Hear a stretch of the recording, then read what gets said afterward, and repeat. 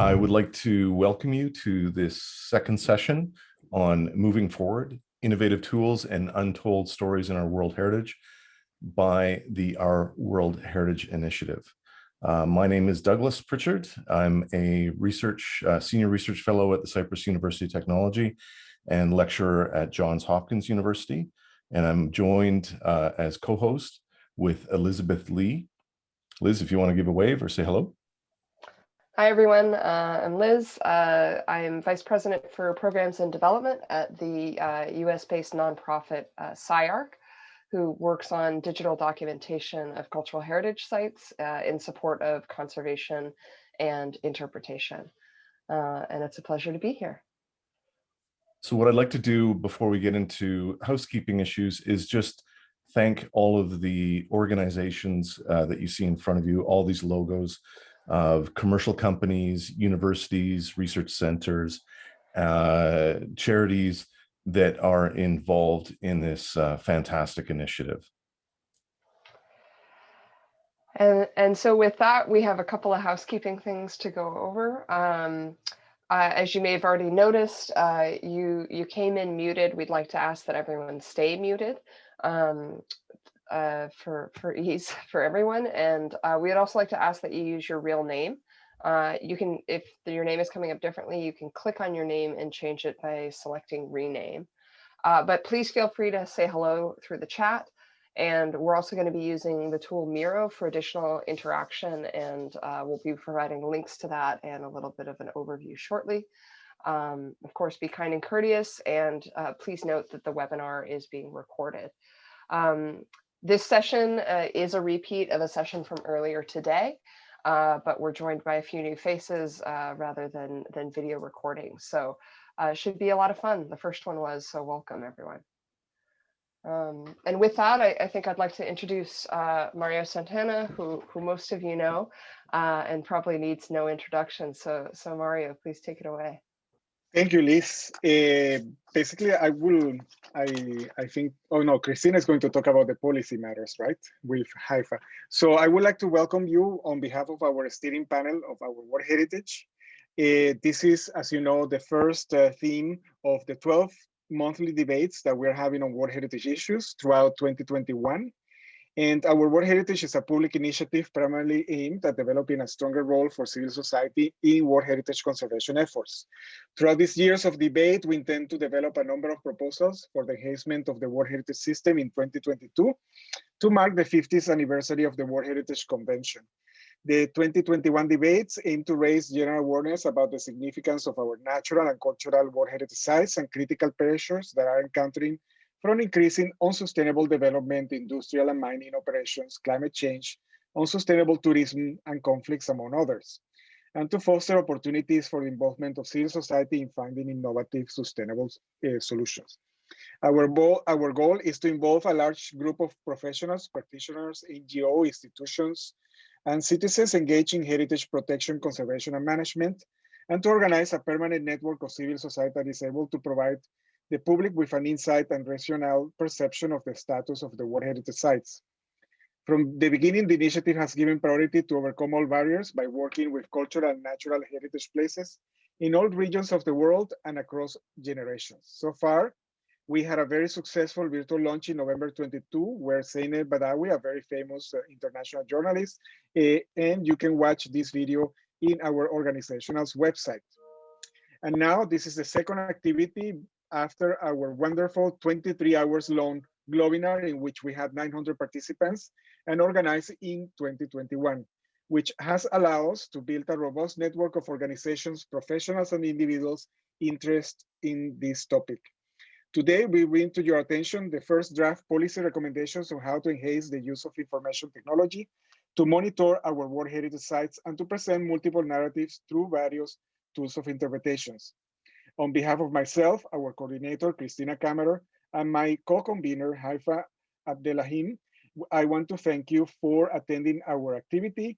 And also, I would like to thank our core team and our volunteers for their tireless work to make these activities happen. We invite each of you to get involved in other activities and debates this year, and we look forward to hearing your ideas specifically in the policy recommendations And in particular, I also want to welcome all our industry partners that have been providing resources, awards for the global competition, and are also fully integrated in our initiative. Thank you so much for being here. Back to you, Liz and Doc. Thank you, Mario, for that introduction. I'd like to introduce Verónica Heras, who's going to be speaking a little bit about the global competition that we've been holding. Thank you so much, Elizabeth. Good morning, good afternoon, good evening, everyone. Thank you again for joining this event. Our global competition was launched last November and closed on the 29th of this year. This competition sought uses of technology that would increase community engagement in monitoring, interpretation, and presentation of World Heritage Sites. The core objectives of this special competition are to strengthen the monitoring and to enhance multiple narratives, the interpretation and presentation of World Heritage properties in danger or not, and to inform how they are using technology to monitor and to take care of their sites. Before we give a quick summary of the global competition, we would like first to take this opportunity to thank all the teams who submitted their letters of intention to this competition, and also that will be presented in the following slides during this session. As we can see in this world map, we have received a total of 36 letters of intention. The presented proposals are coming from all UNESCO regions. Most of the submissions are targeted to World Heritage Sites. Other proposals are related to sites listed on World Heritage Sites in danger, and few proposals are concerned about natural sites. The shorter entries will be announced at the end of today's webinar. Details and timelines will be explained shortly by Policy Committee. All the proposals are laid on Miro board, so you are very welcome to take a look and leave your comments. Our colleague Michelle, who is going to take the word, will explain how to access to the board. Thank you, everyone. Thanks, Verónica. So, hi, everybody. Most of you probably got my email about signing up for Miro ahead of time, but if you haven't, you still can. So if you go to this website, miro.com/signup, and please use your real name so that we know when you leave a comment, and then we can reply to you directly. And I just want to show you just a couple of things in Miro if you're new to it. If you want to add a note like these sticky notes here, you simply click on this icon on the side here, or type the letter N, and then pick your favorite color, and then you can start typing. The other way you can add a comment is this icon over here, or you can type the letter C, and this will open up a conversation. And then you can reply to other people in this chat. If you would like to toggle between the selection and the pan, you click over here or hit V, so that when you see the hand, you know that you're just moving around. And if you have it on the arrow, you can actually select the sticky notes that you just added. The last thing I'll note, very important, is if you've done something and you didn't intend to do it, you can hit Control Z, Control Z, like this, or you can come up here and there's a little back arrow for you to undo. So with that, I will now turn it over to Hyeseung, who's going to help us with some icebreaking activity. Thank you, Michelle. Prior to moving on to the next, we are going to do something fun. For doing so, please let me give you a quick ground rules on how you can participate in. Now we are going to post you a polling link in the Zoom chat. Can everybody see this link in the chat? Yes, once you click this link, and as you can see in this slide, you will be directly connecting to this screen. So please enter your name and click the button continue, then you will be ready to take part.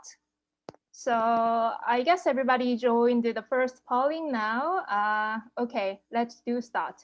Okay, let's create an awesome live cloud by telling us which UNESCO site you are associated with. So we will give you 1 minute to submit your answer.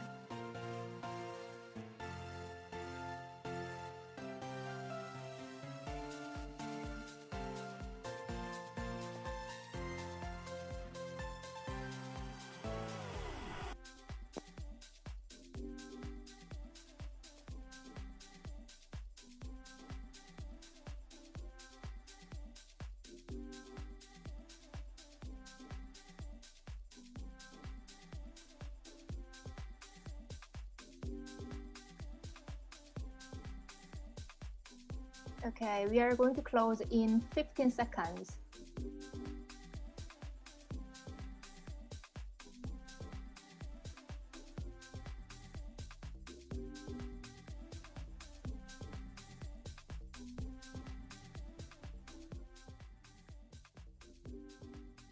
Okay, now poll is closed. So thank you very much for your active participation. We will share actually this amazing artwork through our social media. So we hope that you enjoyed very much this ice-breaking polling. Thank you very much. Thank you so much, Hyeseung.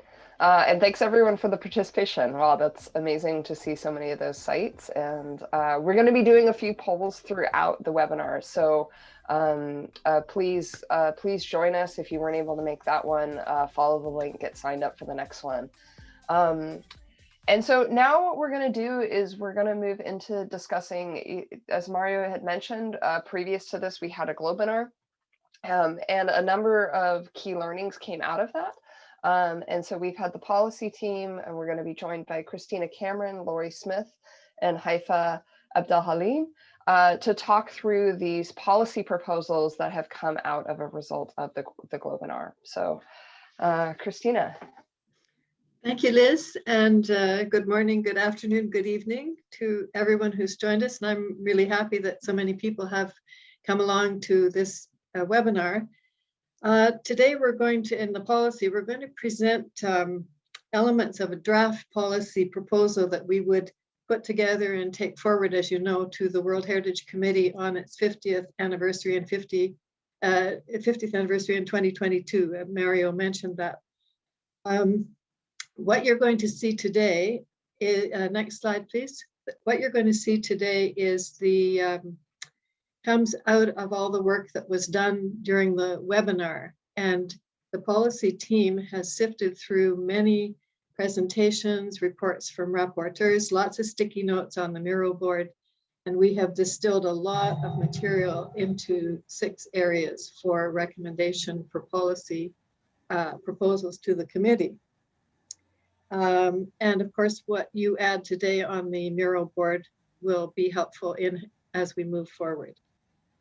Next slide is just to remind you, and Mario mentioned it, that the purpose of the whole initiative, and indeed part of it being the IT initiative, is to build a robust global network of organizations, professionals, and individuals. This is really to reinforce the participation of civil society in World Heritage, and to discuss ideas specifically here on how to enhance the use of information technologies. And we have decided to focus on monitoring and heritage presentation at World Heritage sites. And I pass it over to Laurie. Christina, my name's Laurie Smith, and I'm a co-chair with Christina of the Policy Committee. So good morning, good afternoon, and good evening to everybody. And just to elaborate on Christina's comments, I'm showing you the timeline that we're engaged in right now. So you'll see towards the left, we've had our Globinar, and in the middle, we're currently engaged in a webinar to announce the shortlist of candidates who will go forward with the global competition. And then we will have an event on April 10th at which the winners will be announced. And so the reason I'm showing you this is to show you how policy is engaging with that. So as Christina said, we're taking feedback. We took feedback at the Globinar. We've created a policy framework which we're presenting to you today. We're going to get more feedback from you today. And then again on April 10th, we'll present and get more feedback. Also the results of the competition, the submissions that the candidates make we'll be getting feedback from that. So lots of opportunities for you to engage in what we're doing in terms of policy. And then after the webinars, we will then work on the heavy lifting of policy. So as Christina alluded to, 3 components in our policy framework right now. We've distilled it down to 6 policy questions. And with each of those questions, we have a list of elements of recommendations, which we will then later elaborate on and will become full-fledged recommendations. So today, just elements. And then we're also putting together recommendations for a toolkit. So you'll see that we're trying to attack this problem from the top down and from the bottom up to really get all aspects. So this morning, I'm just going to introduce you to the first 3 policy questions, and then Christina will introduce you to the next 3, and then Haifaa will tell you about the toolkit. And we'll have a couple of poll questions interspersed here, so stay on your toes. And at all times, you can comment on the Miro board. Please do, and tell us your feedback on how you feel about what we've done so far. Next slide, please. Okay, so here's the first, just gonna take my chat out of the way. So here's the first question. What information technology characteristics are needed for effective monitoring of World Heritage sites? So this is the monitoring question. And the elements of recommendation that we've come up with are that the information technology needs to be appropriate to the specific needs, the scale, the location, and the limitations of each site. It's an individualistic thing. Needs to take a holistic approach to the cultural and natural balance of the site. We want to cover both of those aspects, and in many sites they are quite integrated. It needs to be, the information technology needs to be accessible, affordable, and practical in the circumstances. It needs to be interoperable across different types of software and across different disciplines and approaches. We need to work to keep the information technology current. It needs to have long-term sustainability. And at all times, we need to follow ethical standards to make sure that we're protecting the data and the natural or cultural assets. So we're going to flip into a quick poll now, just to see your take on those elements. So we can go to the next slide. And Elise is putting up the link to the quick poll. And so what I want you to do is take those 6 bars, those 6 elements that I've identified, and I want you to rank them. So you just move them around. You click on each of them and move them to the order that you think they should be in. So for instance, if you thought that ethical standards was the most important, you could slide that to the top. And then once you're finished sliding around your 6 items, then you can submit your response. So we'll just take a couple of seconds to see. We've got a couple, it does take a few minutes to think about it, and this is giving you a chance to maybe digest those points a little bit. If anyone's having difficulty navigating that, yeah, Elise has put a few instructions on the chat as well.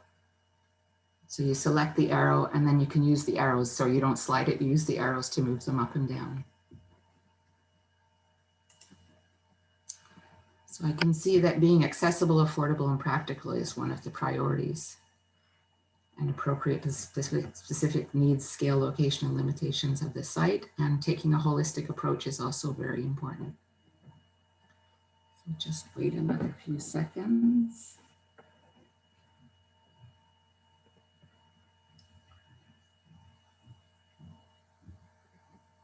Okay.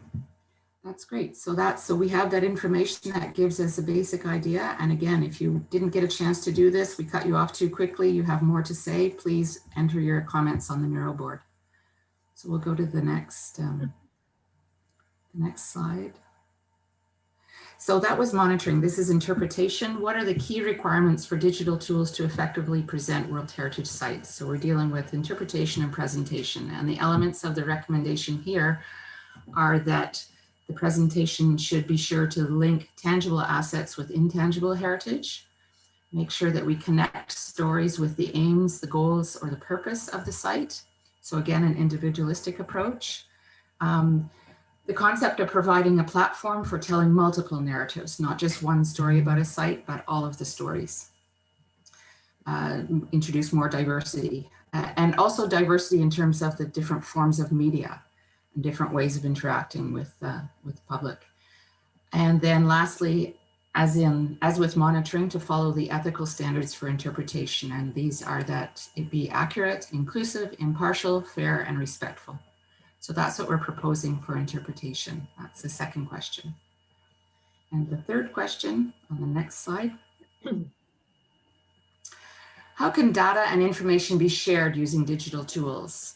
So our elements of our recommendation here are that we create an interactive collaborative platform to share the data and information on the condition of sites. And that might be existing data or data that as it's being accumulated. To develop an open platform for sharing case studies about particular sites that might demonstrate how policies could be implemented at other sites, replicated, and potentially scaled up or scaled down at different sites. So a sort of collaboration, enabling collaboration through having an open platform. And finally, supporting peer learning to build capacity at individual sites. So that's the third question on data sharing. And now I'm going to hand it back to Christina, who's going to tell you about the next three questions.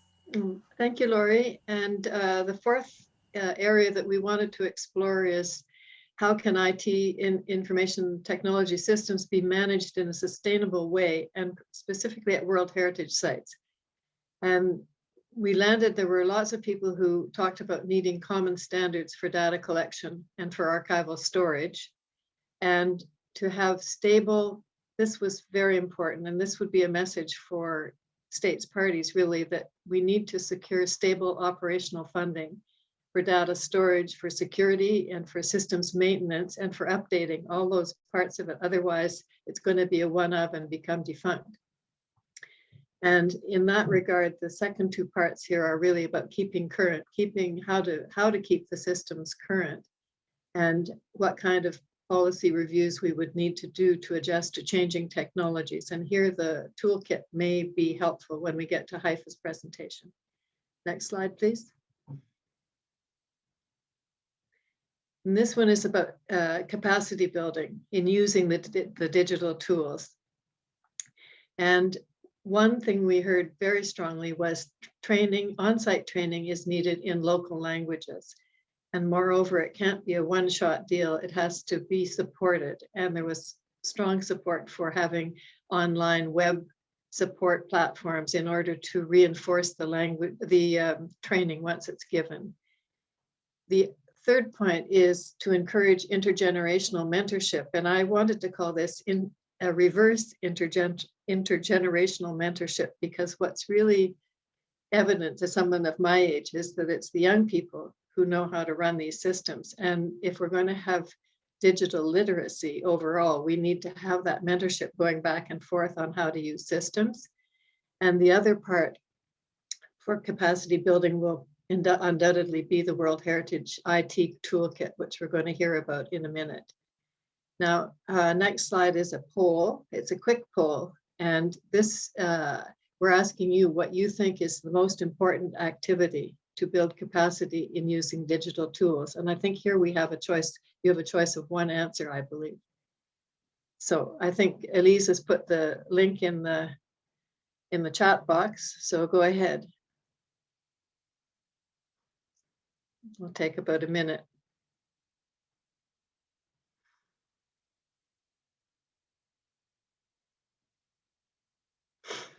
So strong support for on-site training, the mentorship, intergenerational, toolkit, on-site training, on-site training. Well, okay, another 10 seconds.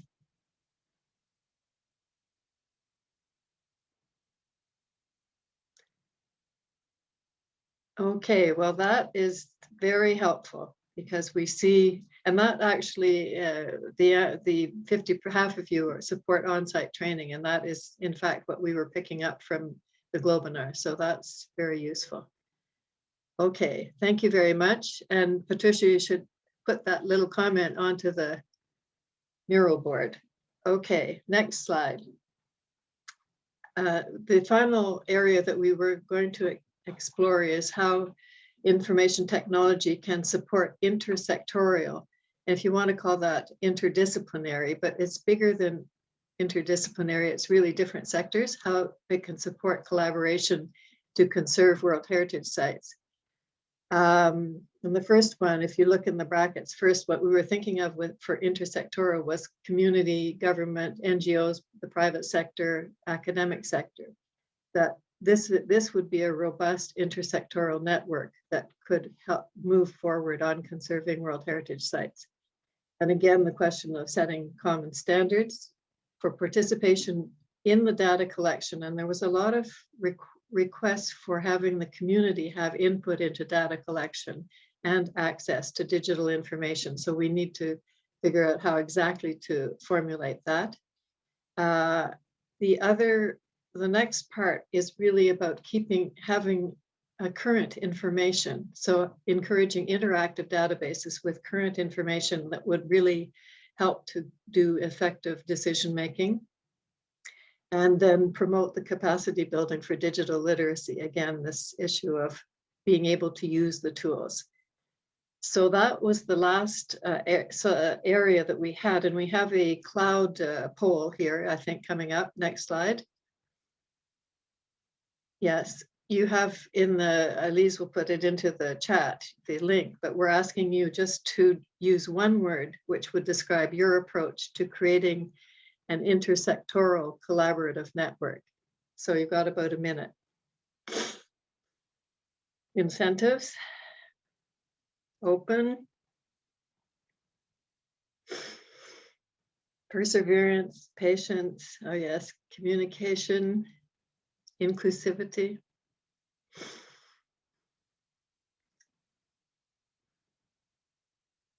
Listening, patience, trust.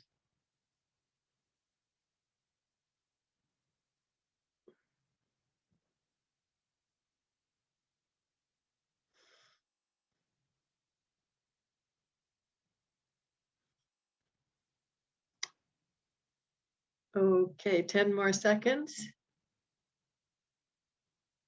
That's great. Look at that's very useful. Sustainability, empathetic, community.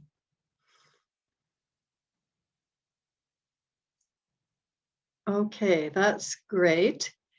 And I would encourage anybody who has more to say on this policy area or any of the other 5 before it to put any further comments up on the Miro board, or you can send them to us eventually. And now I hand off to Haifaa Abedalhaleem, who has developed this wonderful mind map for the toolkit. Haifaa? Yeah, hi, Christina. Yeah, thank you. The idea from this toolkit actually came out as a recommendation from the activity itself, and from the first activity itself. And it was one of the major recommendations that we should have one platform or one place or source of data and information that facilitate the work of practitioners and professionals to enhance the interpretation and monitoring and conservation of World Heritage sites. So this is still a concept idea, so we are still working on it.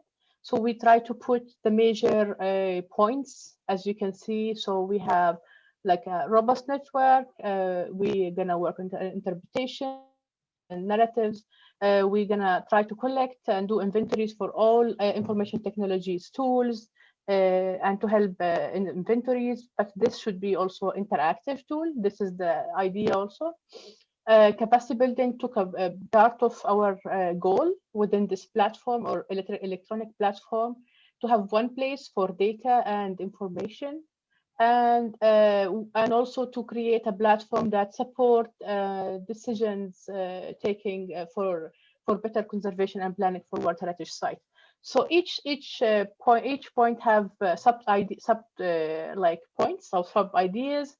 And you can see it's still conceptual, so we'll be happy to see your feedback and comment on this.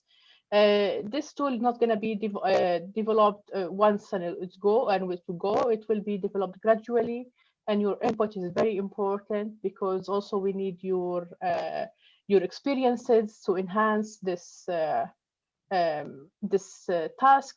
so all this task for us. And so the idea, maybe we'll start with something and then we'll go into a more wider and a bigger perspective. And we might have some points that connected to each other. So by this, I just would like to ask everybody, please give us your feedback and comments. I will put my email in case you have ideas or you have more details. So, but please put your comments also on the Miro board. And yeah, thank you. And over back to you. Thank you. So great. Thank you so much, policy team. It's wonderful to see all these ideas coming together. So we now like to encourage everyone, we're moving into Q&A session. So rather than using the chat in Zoom, we're going to ask everyone to put their questions into Poll Everywhere. And one of the cool things about this is that once you put the questions in, you'll see them start to come up and you can actually upvote them. So even if you don't know exactly what question you might want to ask, there are questions popping in there, and you can say if you want those questions answered, and then we'll try to give a couple of minutes to get everyone or if to get some questions in there, and then we can start to answer them live over this forum. So please start adding questions in, upvote questions you're interested in, and then we will we'll start a little discussion. So just to get things going, I'm going to pick up one question, and this one will be directed to Mario. How important is it to have common standards for digital information at cultural heritage sites? So it is extremely important because, you know, standards allow us to compare, you know, and monitoring is all about comparing something in one time and then another one in another time. Of course, the issue of standards has been raised many, many times. And I think they do exist a lot of standards, and the multiplicity of cultural heritage is also a challenge because we have, you know, we can, if we want to calculate, for instance, the carrying capacity of a World Heritage site, that's a different number that if we want to evaluate, you know, the ongoing erosion in one particular assembly or structural assembly of a site. So there are different standards to different areas, but they exist, all these standards. It's just a matter of getting organized. Okay, thank you, Mario. Oh, this is a fantastic question. How do we provide access for sharing underrepresented narratives of heritage sites? And that's, I'll say that's an open question. If any of the moderators or speakers would like to put up your hand, and then I'll direct it towards you. Whoops, I'll take that. Okay, that. Christina, Yeah. Thank you. Yes, this is a very, very important question, and it's one that the World Heritage Committee is wrestling with in a way related to sites of conflict. And it's about how do you get the stories that aren't told at heritage sites. And in a funny way, the World Heritage system kind of drives you towards one narrative, because there's this concept of outstanding universal value and a statement of outstanding universal value, which drives you towards telling that story. And there's always, and this is true at the national level as well, there's always been a tendency to only tell that story. And what's really important is that while there are various designation systems in the world and they work at different levels, because a place has been recognized for one value in one designation system doesn't mean there aren't a whole bunch of other things that are important. So it's really, that's why we think in a way, sometimes the site itself is configured in a way to support the mainstream narrative, but their technology may well be an opportunity to gather together through a consultation and gather together the other narratives that are not mentioned.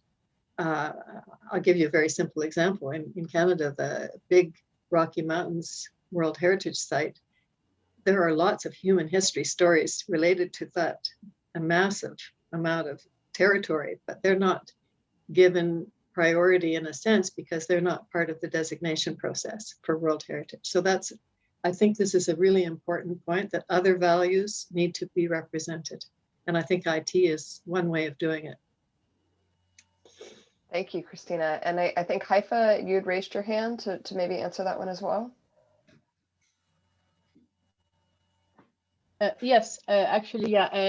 The platform is we were thinking about the same thing. So the platform it's actually planning to do inventories of values, which mean that it's not only OUV, it will include other values within these inventories, and this will be like different stakeholders for each site can fill into these values inventories.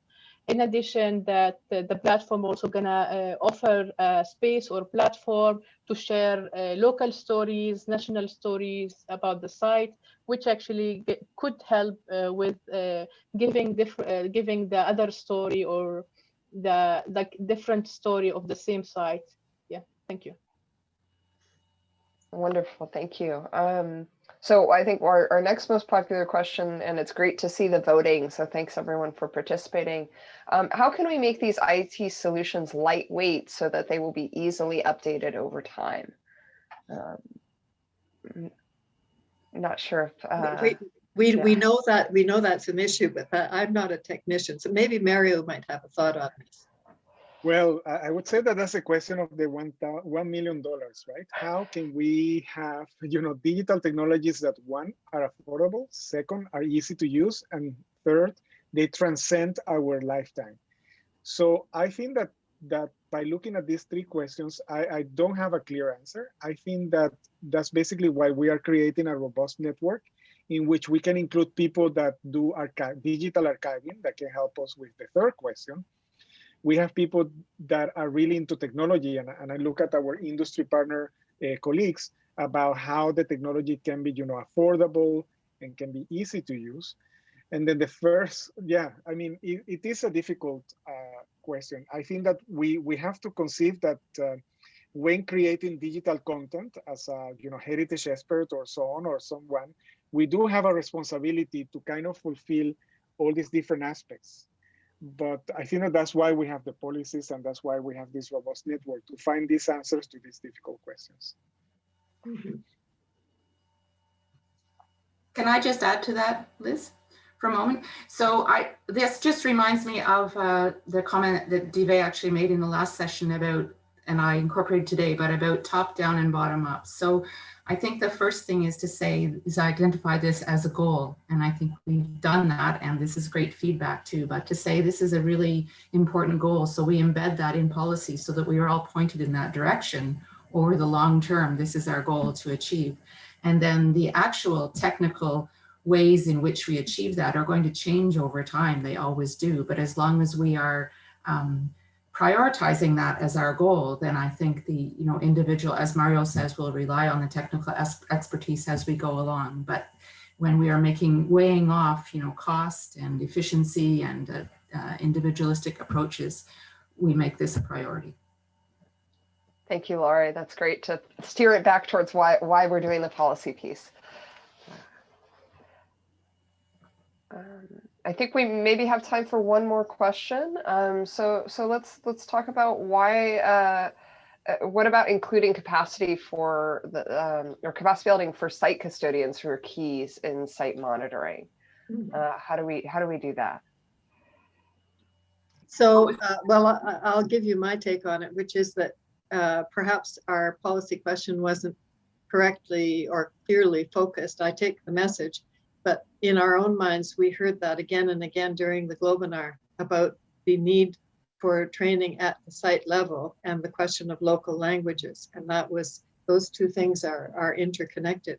There is no doubt that the site custodian who is there on the day-to-day is the one who has the biggest responsibility to feeding into a system, because there's one thing of have a specialist coming in to do one area, but the day-to-day monitoring is really important, and that's the site custodian. And that's why the second question is related to the third question, because it has to be a lightweight solution, because we know many of the World Heritage sites are not in areas that have really good interconnectivity and all that. It has to be lightweight and has to be simple.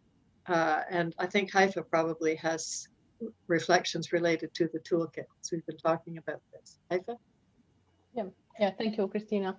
Now we were thinking about the same idea, that how we can do that. And maybe you noticed there's a section for capacity building, and it's actually will be connected with different dashboards or different blocks, let's say. One of them is the robust network of institutions and like individuals, which will facilitate that these institutions can announce their training opportunities or their like programs to teach or to exchange experiences. The idea is that we facilitate as much as we can for practitioners, people on the ground, site managers who really do the job, to go for one place and find all these things. But it's also how these institutions gonna be helpful or reactive to this platform. So yeah, this is the idea also being considered with our policy, that how we can facilitate this. Yeah, thank you, Christina. Okay.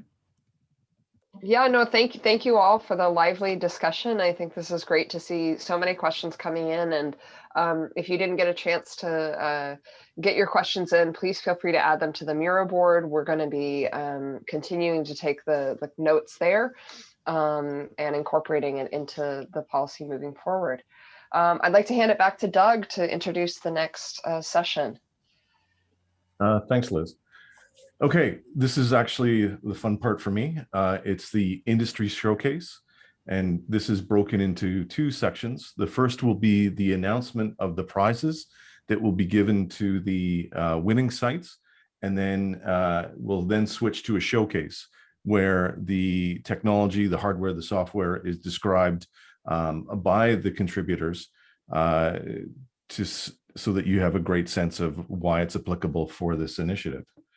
So during this session, for the announcement of prizes, we will be announcing the prizes for our global competition, and afterwards we will give the floor to our industry partners to showcase their latest technologies and services in the area of information technology. Before we start, we would like to acknowledge the tremendous generosity of our industry partners and supporters who contributed to the initiative and demonstrated their commitment in support of new ideas and research related to the protection of our World Heritage sites. I want to thank all of them for their fantastic contributions and for helping us move forward with this initiative. A reminder to all participants, you can go through our Miro board platform and put your questions or notes, or if you want to be contacted, next to the industry partner windows. We will try, if time allows, to address them at the end or to answer them afterwards and forward you all the answers and replies. You are welcome to check our industry speakers, their individual bios on the Miro board.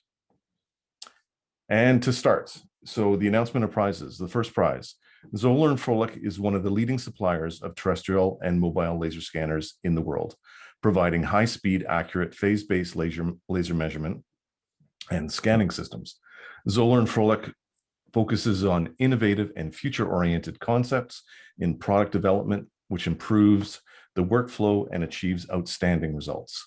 They are distinguished by the high accuracy of their technology, range and speed, as well as reliability, excellent workmanship, and flexibility. Zoller & Froelich are making an amazing contribution to our World Heritage. They will provide a brand new ZNF Imager 5016 3D laser scanner as an extended loan for the winning teams to dimensionally record their respective sites. A license for the operating software will also be provided during the scanning period, and if needed, Zoller & Froelich can manage to arrange a temporary dongle license for the teams if they need an extension. They will also provide online support and training to the winning teams. And now I'm going to pass over to Joe to discuss to describe the next prize. Whoa, thank you, Douglas. And our second prize is from Capturing Reality. Capturing Reality is a company who created Reality Capture, the photogrammetry software which creates 3D models out of unordered photographs or laser scans without scenes. The most common fields of its current use are cultural heritage, full body scanning, gaming, surveying, mapping, visual effects, and virtual reality in general. It's currently the fastest solution on the market, which brings effectiveness to your work and allows you to focus on your targets. So Capturing Reality is making this generous contribution by offering 1, a limited license for the shortlist teams that will be participating in the competition if needed in the proposal phase they will be working on in the coming months.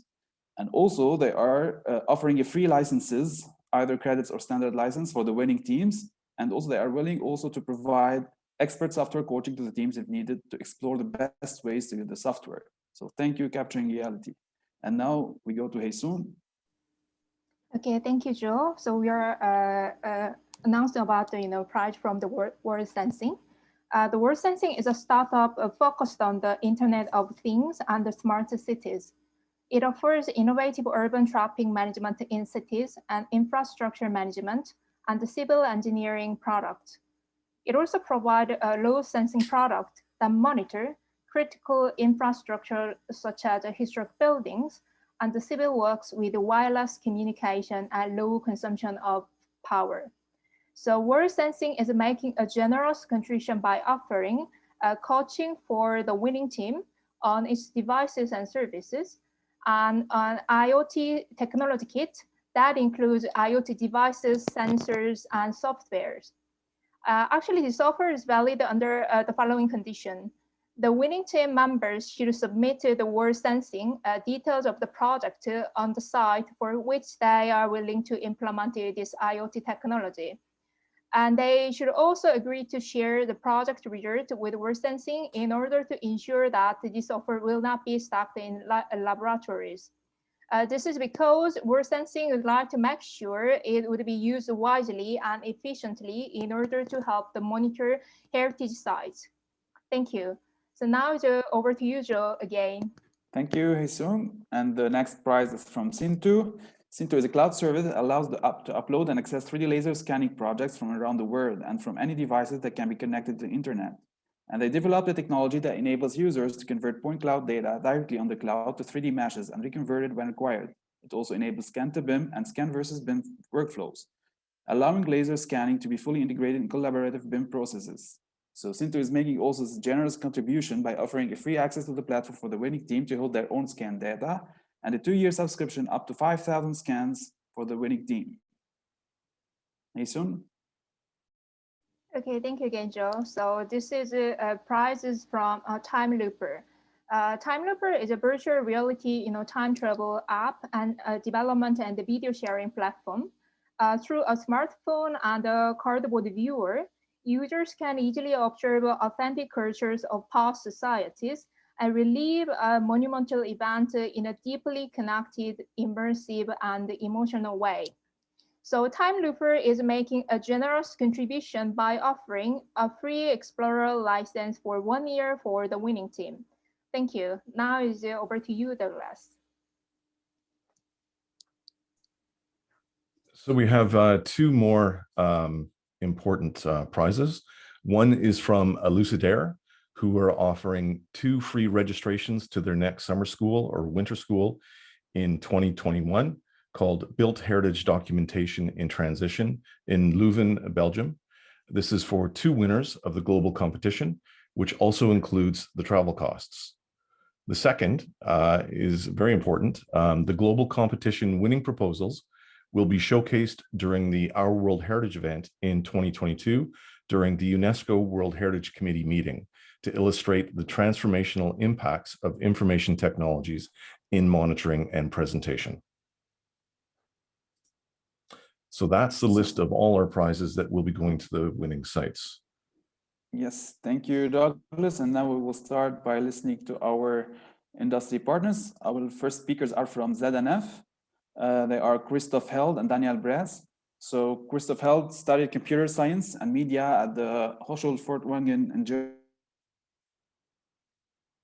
Germany and holds a Master of Science in Engineering, University of Cape Town. Since 2012, Christoph has worked as an application engineer and part of the development team for laser survey technology, workflows and market development at Zollverein. Daniel Blersch studied architecture in Florence and Eindhoven and graduated on analysis of Etruscan timber architecture based on 3D survey on the voluminous hypogeum in Perea. Since 2011, Daniel joined the development team of Zollverein as application engineer for laser survey technology, workflows and market developments. So Christoph and Daniel, the floor is yours. Good morning and good afternoon, and thank you for the opportunity to speak in front of this audience. So this is Daniel Blersch and Christoph Held from ZNF, and we are looking forward to introducing you to the company. Zonenförlich is a family-driven company with competence and tradition in electrical engineering. The headquarters of this company is located in southern Germany, near the Swiss border. Together with our subsidiaries in the United Kingdom and the United States, we have established a capillary distribution network supported by numerous local partners all over the world. Started in the 1960s with industrial switchboard cabinets as supplier to the automotive industry, today ZNF offers a large product portfolio, which is extended to wiring technology and terrestrial laser scanning devices. Thanks to the diversity of R&D and skilled handcraft, the products are designed, manufactured, and assembled all in-house. In the 1990s, ZNF started to pioneer laser scanning and is among the technology leaders since then. From the beginning, the ZNF laser scanners have been distinguished on the market to be fast, accurate, and reliable. This is as a result of the company's experience with the high industrial quality standards. Further important steps in the evolution of laser scanning in ZNF have been the integration of high dynamic range colorization, so photographic color, and the adoption of infrared photography in order to provide additional dimensions to the point cloud. The systems are open to collaborate and communicate with complementary technologies from other manufacturers, such as here in the image, handheld scanners, in order to provide a maximum flexibility to the user. For special applications, the outcomes can be customized. So, for example, the archiving of metadata and paradata, such, for instance, for cultural heritage documentation. The workflows have been simplified, automated, and optimized for holistic digital documentation of cultural heritage sites of each size, even when operated in harsh conditions. So, today's scanner generation offers easy and professional use without contradiction. I pass over to my colleague Christoph. Hi. ZNF laser scanning technology can be used wherever 3D documentation is necessary. While it is being used in the industry because of its high quality data and robustness, it has always also been used around the world for various cultural heritage documentation and monitoring projects. Its flexible and universal design allow it to be used for a wide range of projects, no matter if it's ancient rock formations like in Stonehenge, or complex churches like the Cathedral of Cologne. This was, for example, documented by the 3DOM project under the lead of Professor Douglas Pritchard and the Heriot-Watt University and the Fresenius University of Cologne. About 700 high-resolution scans were performed to document the church in its entire beauty and detail. Heritage does not necessarily need to be old, famous, or easily accessible. For example, the British Antarctic Survey recently documented an old British research base in the Antarctica to create a record of its current state, so people from everywhere can immerse into the environment. Not as cold, but also under extreme conditions, the Zamani project under the lead of Professor Heinz Rüther at the University of Cape Town documents cultural heritage sites in Africa and also beyond. For example, the pyramids of Meroe in Sudan, the famous archaeological park of Petra in Jordan, the temples and pagodas of Bagan in Myanmar, the Jingarabir Mosque of Timbuktu, Mali, the Peace Memorial Museum of Zanzibar, Tanzania, the Rock Art Caves in South Africa, or the rock-hewn churches of Lalibela in Ethiopia are just a few of the examples they documented so far. These sites are archived and made accessible for people around the world. That documentation is important is unfortunately shown again by the latest tragic case of the House of Wonders of the UNESCO World Heritage Site, Stone Town on Zanzibar, Tanzania. The 19th century ceremonial palace recently collapsed at a large extent at the end of 2020, where also its prominent tower got destroyed. Fortunately, the Zamani project has documented the building in 2019 in high detail and has just been there again to document the current state after the collapse, to help the expert analyzing the situation, and hopefully the data can help to be restored to its entire beauty. This emphasizes once more the need for documentation and even monitoring, as we'll never know when it will be too late. It is because of these kind of documentation projects that which ensure that our heritage is preserved for future generations. And this is why ZNF is proud to be part of the Our World Heritage initiative and will actively support it to preserve our precious heritage for future generations. Thank you. Thank you very much for this wonderful presentation, Chris and Daniel. Our next second speaker is Jana Budosova. Jana Budosova is the head of marketing at Capturing Reality and leads the company's outreach efforts, engaging thousands of global users and coordinating activities to empower more people with photogrammetry processing and 3D model creation knowledge. Jana holds a master's degrees in international marketing from the University of the West of Scotland and a bachelor's degree in information studies and cultural heritage from University of Žilina, Slovakia. So Jana, floor is yours. Hello everyone, thank you for the introduction. It's really an honor to be part of this initiative. Today I would like to speak about our software, Reality Capture. And as I was already introduced, I'm a head of marketing in Capturing Reality, which develops photogrammetry software, Reality Capture. Reality Capture is a state-of-the-art photogrammetry software which creates detailed and accurate 3D models from photos and laser scans. And it is currently the fastest photogrammetry software on the market, which is due to the linear scaling. This means that once you use twice as much photos, the processing will take twice as much time, whilst with other software, it can take 4 to 8 times longer. When it comes to creating 3D models with Reality Capture, the benefit is that you can mix various inputs. You can use camera images. So if, for example, if you have DSLR or if you have phone, then if you have a terrestrial laser scan, you can all mix it together and create beautiful 3D models. It allows you to use a limited number of images, which is really beneficial, as you don't need to limit yourself, because sometimes happens with that you can, when you take in images of a certain object or environment, you can say to yourself, okay, I have enough. But with Reality Capture, like you can really go overboard because it can handle any amount of images and create a 3D model of it, and you will avoid the situation where you will find out that you are missing certain part. So that's really a great benefit.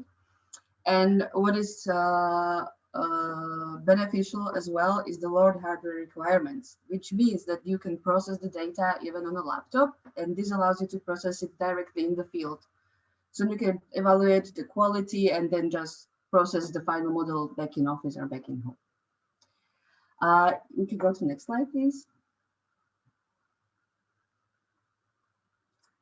Well, the benefit of photogrammetry is that it is a non-destructive method of data capturing, which, among other things, preserves particular object or environment in certain time.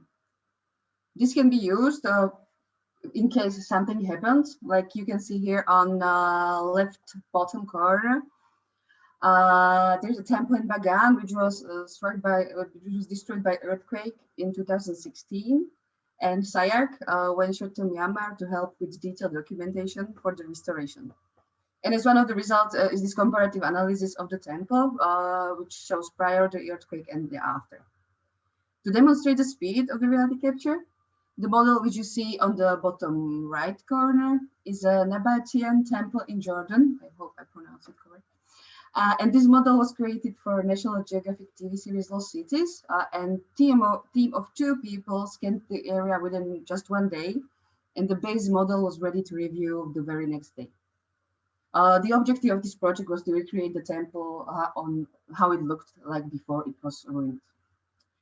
And to demonstrate the unlimited amount of inputs and the detail, at the top you can see Bojnice Castle, which is in Slovakia.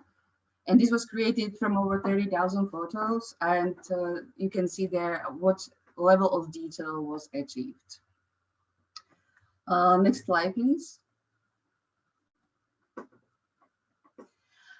And finally, there's really a lot of projects created with reality capture, so it was really hard to choose some of the really interesting ones because all of them are interesting and there's really big use in cultural heritage preservation.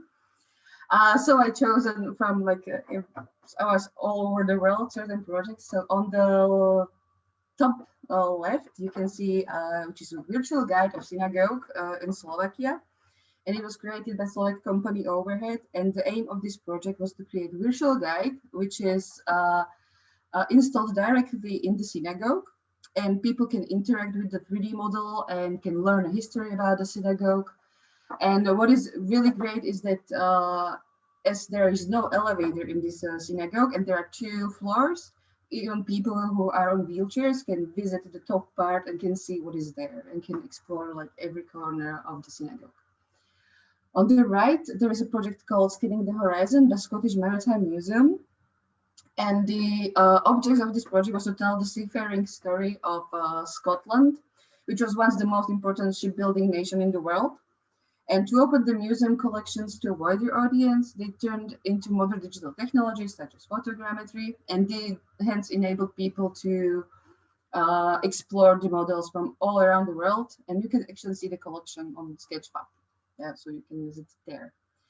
What is great about photogrammetry is that it can bring to life destroyed heritage, as we experienced for past years.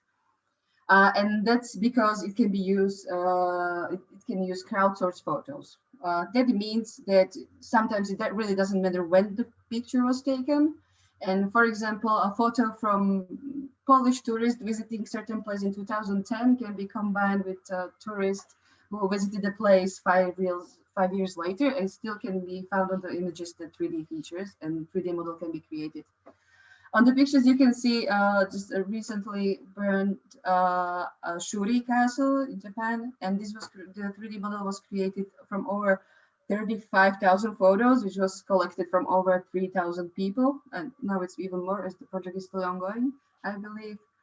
The same with Notre Dame, as just the moment the fire was announced, there was like really lots of 3D models popping out all over the internet, and this was all created just from available videos and so crowdsourced photo from tourists from all around the world. And at the bottom there is a temple bell in Palmyra, and which was also destroyed during war in 2015. And you see San Diego Digital Lab, they were able to recreate it from also crowdsourced photos, and now you can view it as a point cloud. So this is some of the amazing technology. And last is the virtual reality journey, stories of La Garma. And La Garma is a cave complex located in Cantabria, Spain. And it is an interactive virtual reality experience created by OWH. And it allows users to explore memories, paintings, and trapped objects intact inside the cave for over 16,000 years. So these are some of the very interesting projects and great example of how photogrammetry can preserve the heritage for the future generations. Thank you for your attention. Thank you, Jana. We are also fortunate to have Dominique Pouliquen with us today. Dominique is one of the co-founders of Cintu, a software company with offices in France and the United States, developing Cintu Cloud, a reality data management and collaboration platform for for the digital twin industries. He is the CEO of Sintu USA and is based in Miami, Florida. He runs the product management and business development teams for the company. Before co-founding Sintu, Dominique held several positions, including project management and business development at Autodesk in the Reality Solutions team. Dominique holds a master's in engineering from École Supérieure de l'Électronique de l'Ouest in Algiers, France. Over to you, Dominique. Welcome to this presentation of Sintu Cloud, and thank you very much for this opportunity to present our technology to your community. I'm Dominique Pouliquen, one of the co-founders of Sintu, a company based in the US and in France. It's a spin-off from a lab called CNRS, that started a few years ago. The problem that we are solving is the following. You are all aware, of course, of the use of laser scanning to capture and document sites.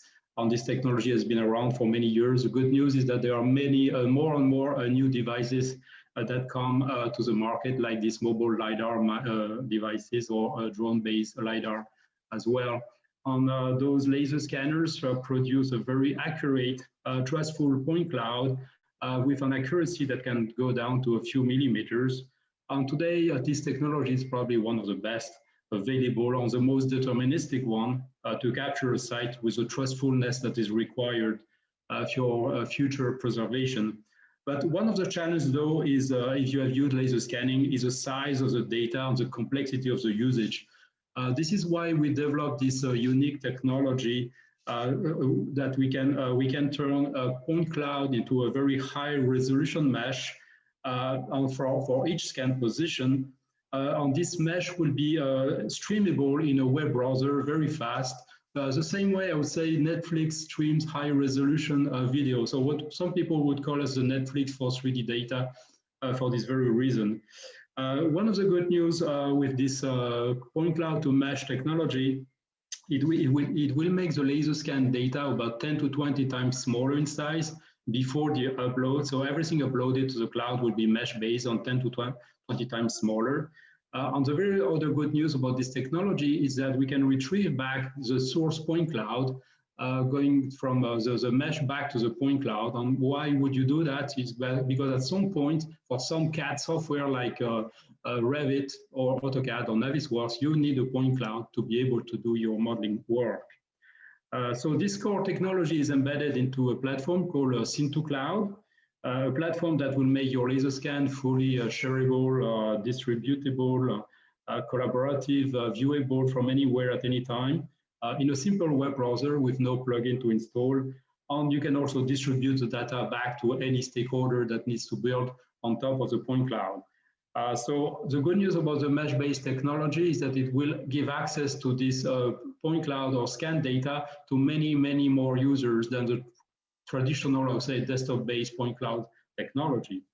A quick demo, I'll make a 3-4 minutes demo. This has been recorded as a demo. As you can see, live demos sometimes can be tricky. For this demo, I will be using the work carried out by the Detroit Volterra Foundation, which is a non-profit foundation created by the alumni and faculty of the School of Architecture, University of Detroit Mercy. Their goal is not only to fund the renovation of a building called the former art school in the ancient city of Volterra, Italy, but also to create an international residential college and to scan the various buildings of the city. So they do organize yearly workshops around reality capture, and you're welcome to participate when the pandemic is over, of course. So let me switch to a quick recorded demo. So now I'm in Sintu Cloud. I'm using Google Chrome as a browser, and there's been 16 sites captured in the city of Volterra. Let me start by the baptistry. The baptistry has 16 scans, so 16 vantage points. You can see all of them here. Since we use this unique point cloud to mesh technology, when I go to Play 3D, I will then see first the panoramic image. corresponding to this exact vantage point. But this is now also a 3D model. So when I go to a 3D surface mode, I will see the high resolution mesh corresponding to the exact geometry that has been captured by the laser beam. Okay, on this mesh will reveal details that probably are not visible otherwise in the typical point clouds. You can see this is a color mesh, but this is a surface, and you can see every single detail that has been captured. So this is what this technology is all about, is revealing details that are very almost impossible to see otherwise with other point cloud technologies. So another interesting aspect of it also is that let's say you have a scan like this. That is this is a capture. This is a panoramic image that has been captured, and you can see there is a lot of overexposure because this scan is trying to capture both the inside and the outside at the same time. But what has been captured by the laser beam is absolutely visible using the mesh technology. So you see, the mesh will reveal what has been captured by the laser beam, even if there has been overexposure or underexposure in your scans. Okay, make it much easier to view the geometry. So you see that switching from scan to scan, navigating the scans, you will see the mesh streaming happening. And if I zoom in, I will stream even more levels of details until I can see the very fine aspect of these beautiful stones. You can also navigate outside the vantage points, of course, being in a 3D navigation mode, like this one. And also, this is the RGB version of it. But you can also switch to the X-ray vision mode. And this will allow you to see all the scan positions in your building. Let me show you another example. Going back to my projects, here is the Volterra Palazzo. So this one has a little more scans in it, like 100 scans. They've been organized in various work zones, but there is also a BIM modeling. So when I go to the 3D view now, I will display not only the scan data, but the BIM model as well that has been built from the scan data. So when I go into one of those vantage points here, I can see the scans and the BIM model. Let me switch off the BIM model first, so that you can enjoy the beautiful scan data. And again, you see the quality of the mesh here.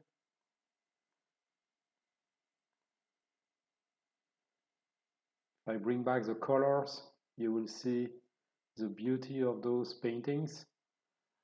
Now, I also have a BIM model that has been created from this scan. So I put it back here, and I can use this comparison tool that will allow me to compare all the scans to the models.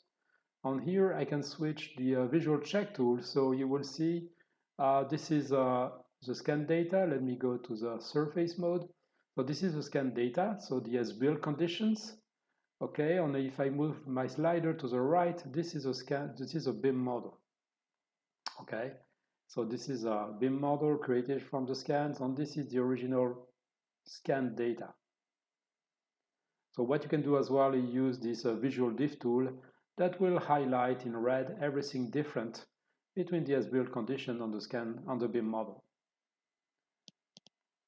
So this is what SyntoCloud is about, is providing you with an easy way to see and view and share your data as a mesh, do some comparisons. You can also compare various sets of scans shot are taken at very different times, and you can also compare to a CAD model or a BIM model and do a report. You can add annotations, you can do measurements, of course, but we would need more time to go over these details. If you're interested, feel free to contact me. Thank you very much for your attention. So thank you. That is the end of my presentation. Thank you, Dominique, and very interested technology that SyntoCloud offered. So thanks. Now we will go to World Sensing, and we have Andrea Bartoli. Dr. Andrea Bartoli received a PhD in telecommunications engineering at the Telecommunications Technology Center of Catalonia in Barcelona. He worked as investigator and project manager in the Information Security Group of UPC until 2014. In the last year, he joined World Sensing to work as project manager for the innovation department of this SME. Actually, he is the director of the business development unit, and he is providing master classes in renowned international business schools and universities regarding Internet of Things, IoT, and BI. So, Andrea Bartoli. Dear all, welcome to this new session. I'm Andrea Bartoli. I'm the director of the business development unit in World Sensing, and I'm here to introduce World Sensing in partnership with our World Heritage Initiative. So in this session, we are going to introduce our load sensing technology, and we are going to present two use cases where load sensing have been used on heritage site for geotechnical monitoring process. First of all, I would like to introduce World Sensing as an industrial company. We are leader on Internet of Things application. Our main expertise are related to geotechnical, geospatial, and structural project. We are able to deploy our technology on this specific project and in collaboration with our customer with solving the main issues due to monitoring on this specific application. We are very active on four main verticals. One of them is the mining. We are very active on the railway, on construction, and in critical infrastructure. It's very important to understand that all these verticals are quite traditional, so they are not very close to use innovative technology to improve their processes. We are doing a great job together with our customer in trying to introducing and influencing future projects in order to require, since the very beginning, the installation of new technology in order to improve the safety and the effectiveness of industrial process on this specific vertical. As you can imagine, all of them require a very consolidated and mature technology in a very harsh environment where the temperature can be very hot or very cold. So our technology is able to guarantee high performance on this specific harsh environment. If you think about a little bit KPI, our experience since more than 10 years on Internet of Things, so we starting to be leader already when Internet of Things was not really a market, when nobody was thinking or was able to provide solution on this specific application. We design and implement the first prototype. So right now, we already connect more than 150,000 sensors worldwide, and we are deployed on more than 60 countries. So at the end, our technology is used worldwide in many different conditions and many different projects and sites. Let's take a look a little bit more on which are the main reasons why our customer select and maybe decide to use IoT for the specific project. We understood that many of the reason is because the construction of this specific infrastructure have some kind of defect or some kind of problem since the construction part. So there are already today many infrastructure they need to be monitored very, very constantly and very close just because they have some kind of problem already detected. We also understand that some of our infrastructure that are today monitoring, they have aging problems, so they are old and they need someone always that take a look with specific detail or what's happening over there in order to secure the structure. And finally, in the last year, we see great change on the worldwide climate. So the situation where we have much more rainfall, we have very strong wind presence in some specific area where before these things didn't happen, of course, change of also the characteristic and that specific big infrastructure need to be monitored on that specific case. Focusing on load sensing as a technology, we talk about end-to-end IoT solution. We have mainly three components. Let's say free plus eventually a visualization tool, but we talk about devices that are deployed in the field that are able to collect information due to the presence of some sensor. There could be temperature, pressure, vibration, a long list of industrial sensors are compatible with our IoT device. Then we have a gateway which is running as a concentrator where several IoT devices are deployed in the field, send this information to the concentrator, with aggregate this information and directly share this information with our software tool, which is aimed to manage device and manage the wireless communication. Finally, the fourth component is a visualization tool that most of the time we can provide it to our customer, but also sometimes we are working in partnership with a third party, and we integrate our solution through typical API to this visualization tool.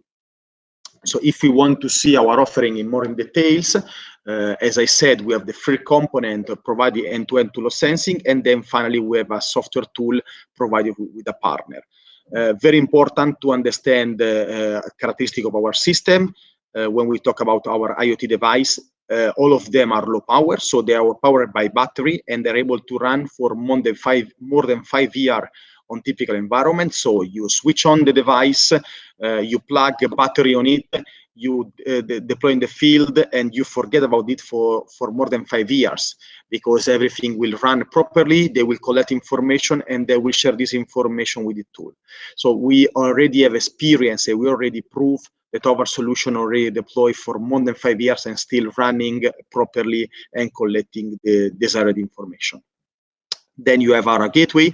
Our gateway, it needs electricity, so most of the time is plugged to the electricity, or in alternative, you can deploy a photovoltaic kit in order to run it autonomously without the presence of a fixed electricity cable.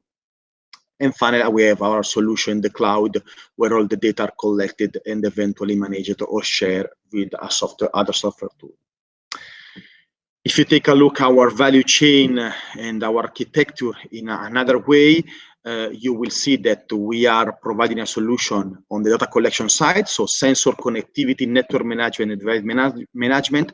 And eventually, if you're already using other platform to collect information, so other kind of information actuator or other kind of device, our suggestion most of the time is to aggregate also our technology. So we are using standard API, we configure a connector, and we share our data collected to your platform. So we don't want to replace the way typical our customer are operating the data collection part. We want just to automatize all this process of deploying and collecting data from geotechnical, structural, or geospatial sensor deployed in the field. If you want to focus a little bit of the use case where load sensing can be used in the past, also today, the first example is Gediminas Tower in Lithuania.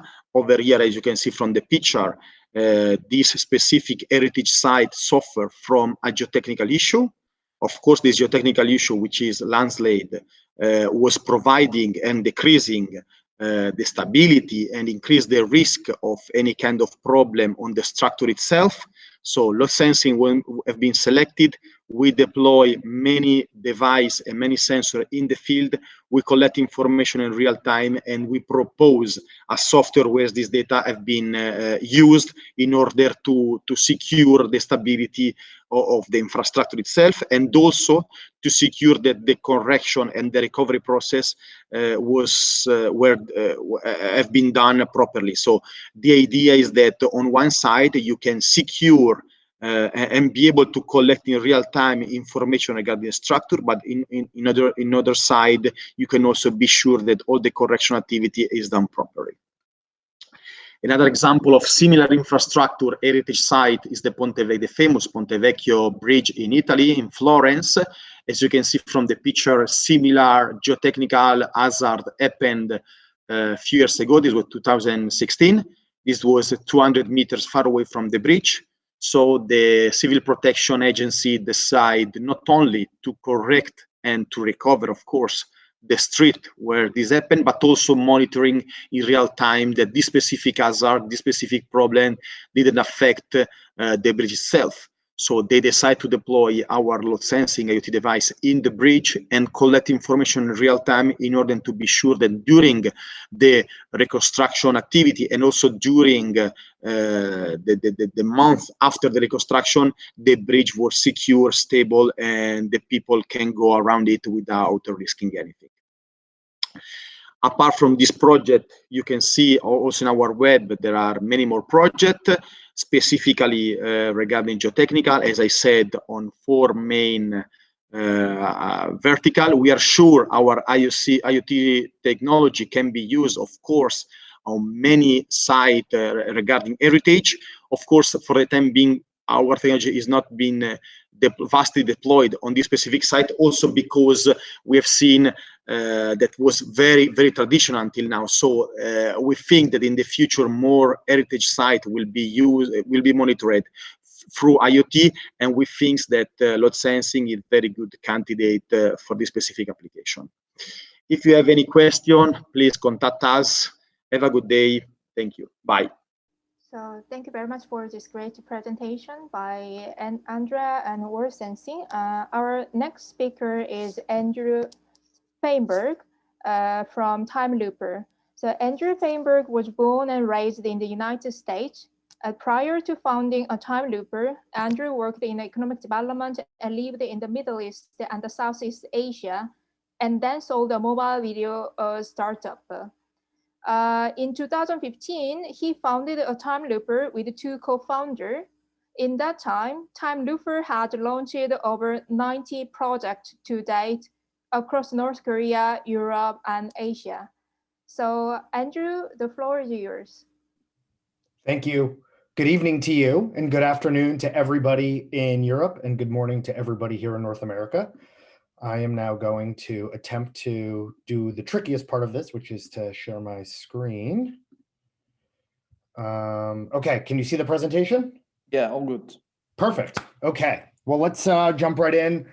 I'm a New Yorker. I talk fast. I only have 8 minutes, and I've got a lot of ground to cover. So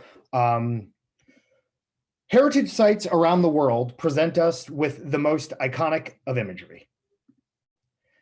Imagery that has stood the test of time, imagery that captivates the imagination, or even captures the spirit.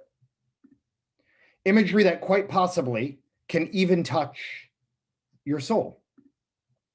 These locations can take you on a journey that can transform your sense of self. Or at their best, these sites even have the power to transform your perspective of others, changing your worldview and the way you interact with different people and cultures. But so often, reality impedes on this ability to transform. Such as when you go to the Piazza San Marco in Venice, it's overrun with tourists and covered with pigeons, and you cannot move. Or if you make it to an incredible archaeological treasure that's reasonably well preserved, you can see it in plain sight, but it's difficult to understand its meaning or its significance. It's as if you go to a heritage site and the stories cannot speak for themselves. You're effectively in a theater without actors. And in the last year, you could say it's been far worse than that. No longer is the theater open, the doors are closed, and you cannot get there at all. And this is now your worldview. All of us today are sitting at home on Zoom. The reality of today is often limited by local quarantine rules and what it is that we're able to do physically. However, what if on the other side of this pandemic, and even during this pandemic, whether you're visiting a site or you're at home, when you're able to connect with these sites, you're not only able to visit the structure of this location, but you're able to step inside of history, inside of a moment in time. What if World Heritage sites could speak, they could bring their stories to life and transform from a world of black and white into Technicolor. That's really what we do at Time Looper.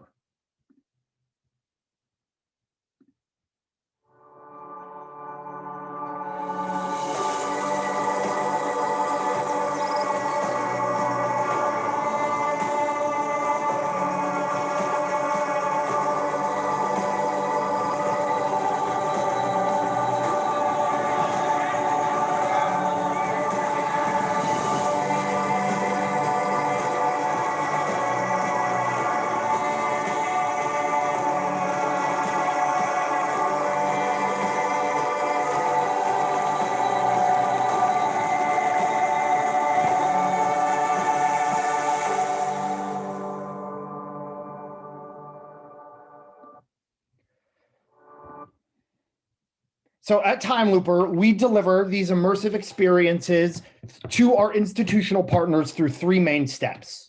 The first step is we work with them to define their customer experience. That might seem obvious, but for many of our heritage partners, it's not an obvious thing. What is it that they want people to learn, to do, to feel, to experience, whether they're there in person or they're in a classroom 4,000 miles away? Once we've identified that, we work with our partner to produce all of the visual assets, be it with a live studio actors, full animation, 3D modeling, CGI, post-production, them providing us with point cloud and or mesh data, and our, converting that into immersive AR experiences. You name it, we do that. Then we take all of those experiences and we leverage our global technology in virtual, augmented, and mixed reality to distribute these experiences seamlessly through turnkey solutions, whether it's on-site, off-site, or something in between. And then for these partners, these solutions afford a whole host of benefits. First and foremost, we help our partners to emotionally connect their visitors with their history and their narratives. As we heard earlier today, that very prominently includes for many of our institutional partners underrepresented narratives. Native communities that might have been dominated by Western settlers whose voices are not told, or a very prominent one here in the United States, enslaved people's narratives that are lost in the back of the house as people visit these plantations and they marvel in the physical structure, but the horrors of what happened over many hundreds of years is hidden from obvious sight. If it's a site of conflict, it's no longer about a singular narrative. For example, at Fort Ross in California, we've worked with California State Parks to not only represent the story of the Russian settlers who came in the 1830s, but also of the native Kashiapomo people and the Alaskan natives who were brought down as enslaved peoples from the Russians. All of these different stories in one singular place, overlapping, intersecting, adding layers of complexity. We also help to, preserve and communicate intangible heritage. As I said, it's not just about structures, it's also about culture, it's about rituals, it's about clothing, it's about the way people talk. All of that can be communicated in much more immersive and scalable ways. It should not be lost also that we help to create new financial sources of income.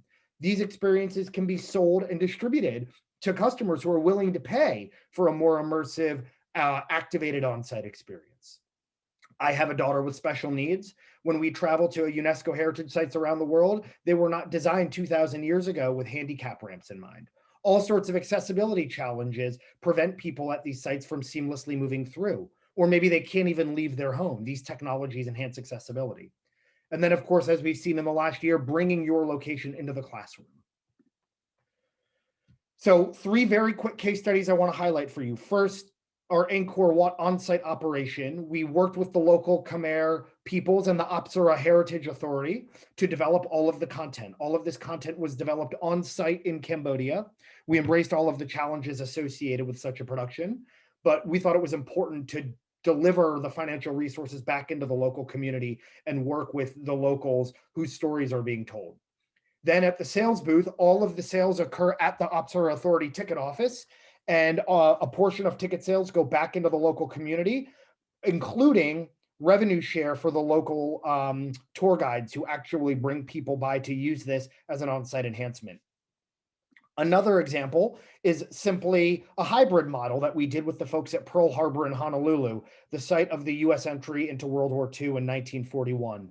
There's an on-site virtual reality theater where people pay. That money goes to the local nonprofit cooperating association whose finances are critical to supporting the National Park Service's efforts.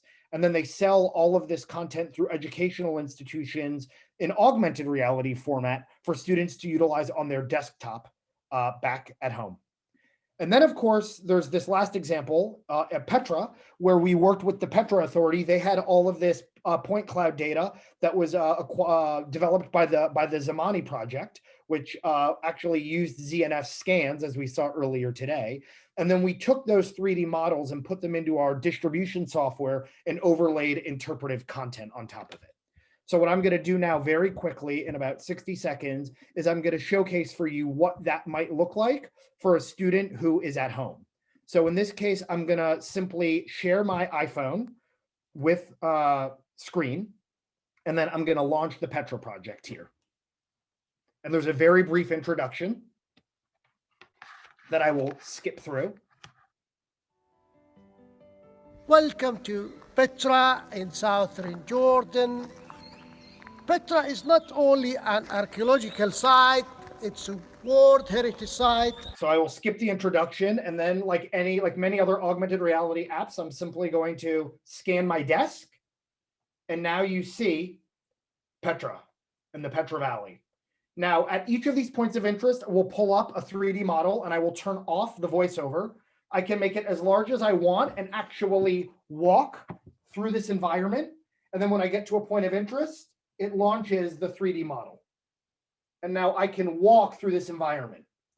And then if I want, I can also turn on the audio to provide the interpretation. Floor plan is a tripartite basilica measuring around 26 meters east to west by 15 meters north to south with 3 So now inside of my living room, I have the ability to manipulate and move through a World Heritage Site. And then each of these nodes is a point of interest where we've also embedded 360 images so that you can actually see what it looks like in reality. And you can embed any type of interpretive content inside of this software. 360 video, 2D video, slideshow, et cetera, et cetera. So this is an example of how we can take point cloud data and turn it into a highly immersive experience for people around the world and allow it to be an educational experience. And augmented reality really is that best solution for that distance-based engagement because hardware is a challenge for people at school and at home. But then we also convert all of these experiences on site into highly immersive virtual reality experiences through Oculus headsets, tethered devices, or even through the distribution of the cardboard viewers.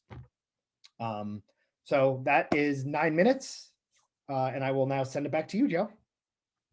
I'll just jump in quickly. Thank you, Andrew. That was our last presentation. And I would like to close the session by again thanking all the industry sponsors. Your contribution will have a significant impact on managing and protecting our world's precious heritage. Thanks again. And now over to Liz. Hey, thank you, Doug, and thank you to all the sponsors. Some incredible technology there. So I'd like to hand it off to Rebecca Napolitano, who's going to be talking through this evaluation process and announcing the short list of proposals from our competition, who the winners are eventually going to get access to a lot of this technology that we've just seen. So Rebecca. Yeah, thanks, Liz. First of all, big thanks to my co-chair, Jonathan Bell. He gave this presentation at 1 a.m. because I'm not a night owl. But of course, thank you to our evaluators who reviewed the 36 proposals over the past week and managed to select 9 on our shortlist.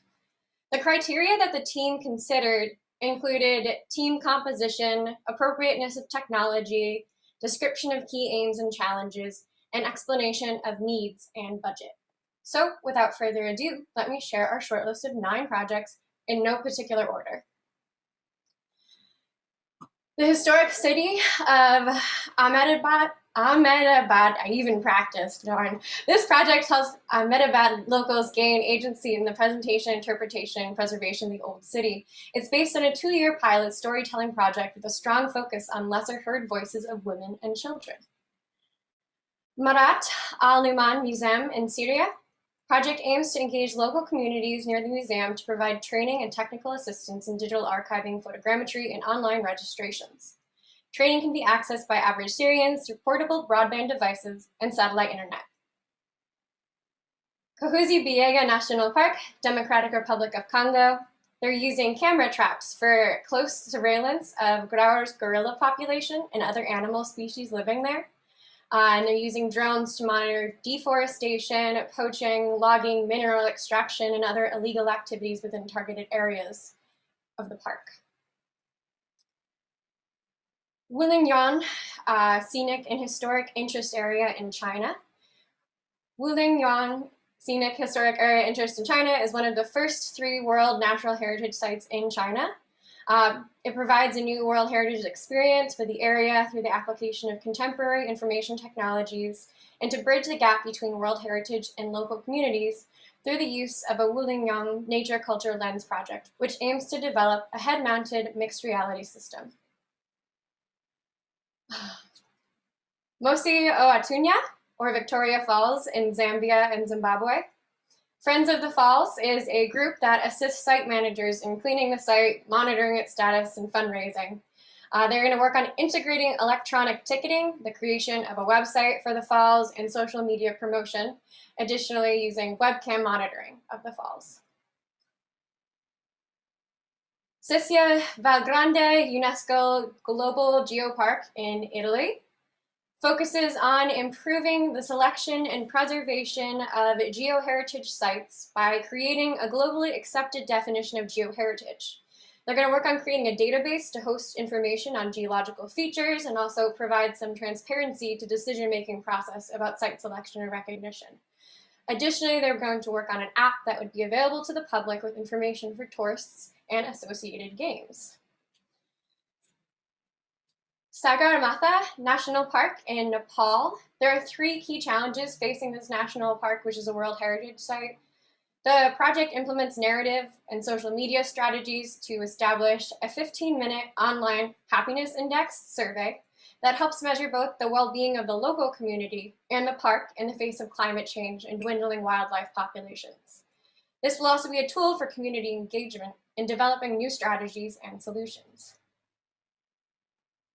El Sagrario Church in Cuenca, Ecuador. El Sagrario Church is over 400 years old, but threatened by a number of challenges. This project creates a monitoring system that warns about the presence of physical and environmental threats. This system must be structured by a network of wireless, non-invasive sensors manufactured with open DIY hardware and software developed by multiple departments across the university. Kilwa Kisiwani and Sango Manada in Tanzania. And this, I think, yep, it's our last one. They're going to work on the training of antiquities staff in social media and how they use social media to engage with a wider audience. The design and construction of a Kilwa region web resource for visitors will include local voices, guidelines for how to respect local culture and customs. Additionally, they're going to work on putting training and photogrammetric mapping of heritage buildings into the Kilwa region for ongoing monitoring. Liz? Thank you for that that world tour. Congrats to all the winners. That's incredible to see, or the shortlist. I'm sorry, not the winners yet. Shortlist group. So I'm now going to hand it over to, so Rebecca was heading up our evaluation. Separate from that, we have some mentoring activities, and I'm going to hand it over to Mario to kind of talk through that. Thank you, Liz. And thank you, Rebecca, for the evaluation committee, and Jonathan for leading the team and being able to select these very important submissions for the second phase. So I'm going to introduce to you the mentoring program. And the idea here is that our World Heritage Transformational Impacts of Information Technology network is offering to provide some some assistance to the teams that are submitting their final proposal at the end of March, actually. So in this activity, what we want to do is to provide some advice to develop these proposals forward. We will review the proposals, provide feedback and suggestions. We would also try to identify one-to-one meetings with people from industry and other advisors to our initiative for the teams to identify areas that they need some extra information. It is very important to point out that the mentoring group is completely independent from the evaluation group. And we have done this to preserve the transparency of the evaluation process and to be fair to all the teams. Next slide, please. All right, so we have basically two roles of coaching. One is the mentors, and we have a core group of mentors that will be providing, as I said, coaching advice and share experiences from their expertise about world heritage and information technologies. And we will try to identify strengths and gaps on their proposals. There is a confidentiality agreement between the mentors and the teams. And we have a second tier of experts, the advisors, and they will provide suggestions according to the gaps identified during the mentoring process and share potential resources. So the next slide, please. So we are planning 3 stages of activities. So the first activity is called the Team Atelier. And here we will host individual team meetings with mentors. And this will be scheduled for 1 hour. And we will send some questions to lead the discussion ahead of this meeting. In this meeting, there will be about 2 or 3 or more mentors attending and providing feedback to the teams. Then according to the outcome of these meetings, where we have identified some gaps and some ideas or information that is required, we will organize one-to-one coaching ateliers with the advisors. In particular, we are looking also at our industrial partners.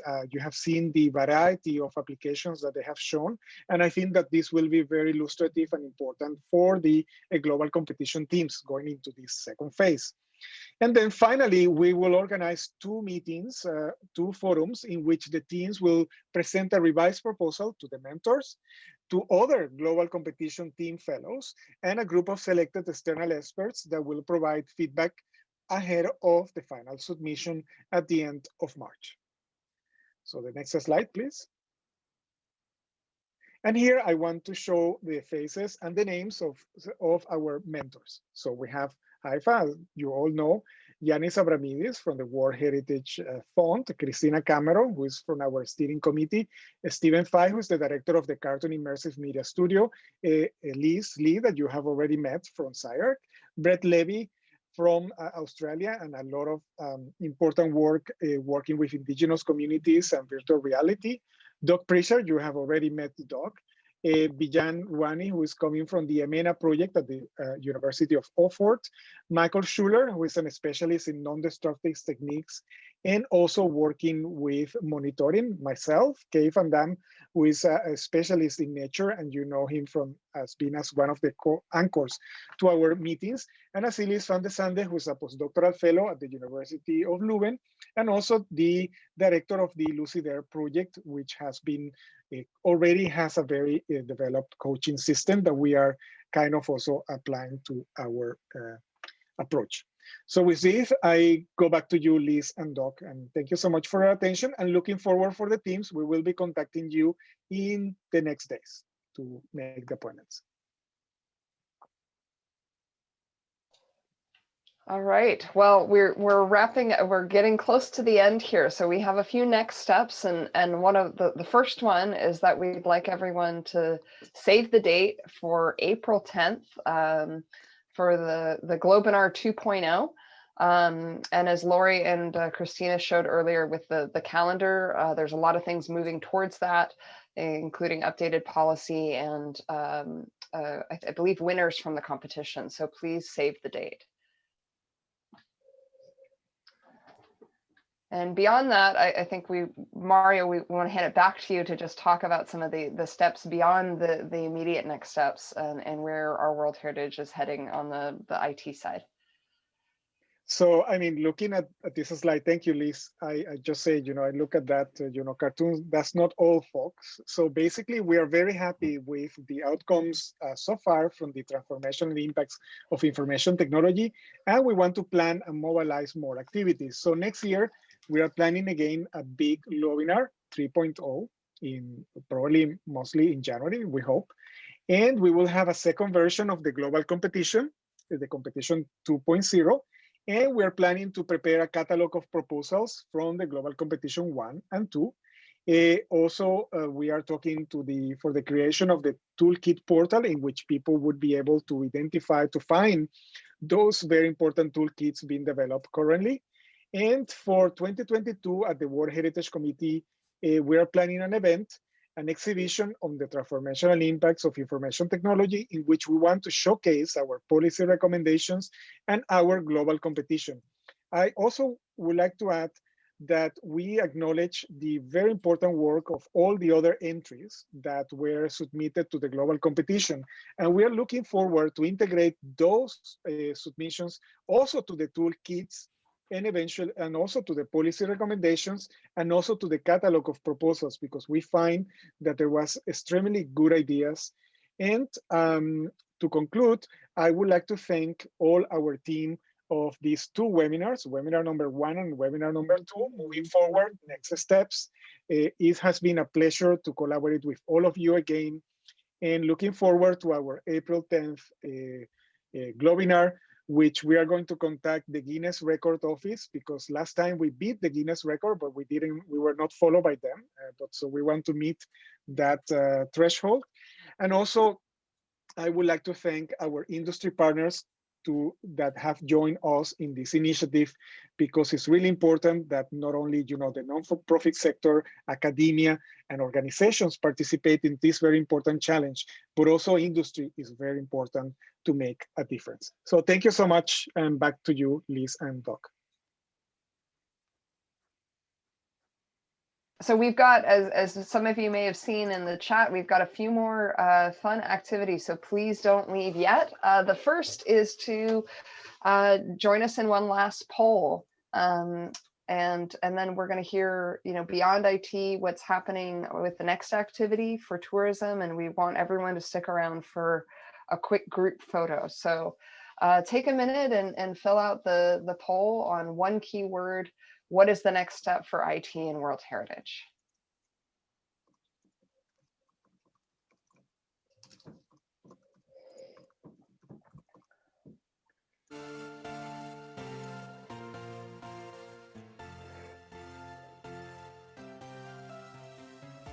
And I think we'll do just another 10 seconds or so here. It's nice to see the word collaboration being highlighted.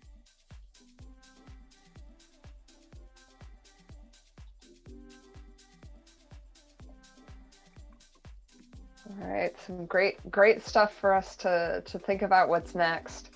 I think we're gonna pause there to keep us moving forward, and I believe at this point I'd love to hand it over to Maria, who's going to be joining us from the tourism group to talk through the upcoming activities for tourism. Thank you so much. Thank you for the invitation, and congratulations for all of these great achievements. I'm very impressed. Is it possible to share the slides? Yeah, thank you so much. So I've been asked to present you very briefly in 2 or 3 minutes the activities of the February month, which will be dedicated to tourism. So during this February month, we have prepared 21 events. We collected 210 recommendations on 21 themes, striving to contribute to the 2021 debate. I would like to pass an overview. Can we pass the next slide? Yeah, an overview of the different events we are preparing during this month. We launched the Tourism Month with an event last Monday on the recommendations. I will speak about this just afterwards. And we will have 2 other events on the recommendations next Monday, February the 8th, and again, February the 15th. And then we have several other events, more or less one every day. Many of them are regional and many others are thematic. We also have one event which will take place on February 22nd in collaboration with the IT group. So please participate. There are guys from your group who are working on more tourism issues. So you can find the details of these 21 events on the Our World Heritage list. So of course, events are extremely important, and they can play a very important role by bringing together people from all around the world and by offering also a platform for exchange across borders, disciplines, or sectors. However, we hope to contribute to the tourism debate in relation with heritage beyond 2021. And this is why, in fact, we asked to several researchers and business or institutional representatives to submit recommendations for better synergies between tourism and heritage. And in fact, we hope to contribute with very pragmatic, very realistic policy recommendations. Of course, not all of those recommendations are new. We've been working with all the submitted recommendations by other organizations, NGOs, and also businesses. And in fact, concerning our methodology, concerning these recommendations, we started with the SDGs, and we invited our colleagues and our partners to make recommendations on heritage and tourism, along, in fact, to achieve the SDG goals. And we collected up to now recommendations for SDGs 1, 3, 4, 5, 6, 9, 11, 13, 16, and 17. And we also collected recommendations on other themes, which were more spontaneously submitted by our respondents. And as you can see here, we organized our recommendations in 4 main families. Can we pass the next slide? Which are presented in this slide here. We have specific targets. We pre-identified 10 different targets, and each recommendation, of course, concerns a specific target identified by the recommenders. And please, the next slide. Yeah, so you can find the recommendations on the page of the Our World Heritage Initiative. Please scroll through the list of the 21 themes. You can respond to all the themes if you have the time and the energy, or you can just choose the theme which in fact corresponds more to your main interest. For us, this is extremely important. This is extremely important because we need, in fact, your critical view. We would like to hear from you. We will build, in fact, our recommendations, our final recommendations on your feedback. At the end of this month, we will work on the synthesis of your suggestions, your ideas, your critics. And in fact, we really want that the final recommendations will be yours. And we really count on you to spread the word and encourage your professional partners, institutions, academics to give their feedback. This is the main message that I would like to convey today. We are more or less starting this month. We had already 2 events, the first recommendation event and the regional event on India. But this coming week will be extremely dense. So we really hope that we will have you with us. Thank you for the invitation today. Thank you very much, Maria. You will now notice all the various contact information and our industry sponsor list. To conclude this event, I would like to thank the Our World Heritage organizational team, all of the Heritage Site competition contributors, all of the collaborators and supporters that made this effort or put this effort online, our generous industry sponsors, in particular those that took the time during the weekend to speak, and of course, all the people that joined us today. Thank you very much. All right, thank you, Doug. And with that, I think we're going to exit out of the presentation and ask everyone to turn their cameras on and get ready to smile. Hyeseung, are you doing it again? Are you going to do a countdown for us? Okay, so now everybody's ready. So I will count to 3, 2, 1. So 3, 2, 1, smile. Yes, I'm going to take once more. So 3, 2, 1, smile. And one more, please. So 3, 2, 1, smile. Thank you very much. Wonderful. Thank you, everyone. Thanks so much for making the time to join us. And please follow up. The Miro board will stay open if you want to add more comments or add your contacts. And yes, hope to see you all at the next events. Thank you very much. Bye-bye. Thank you. Thank you.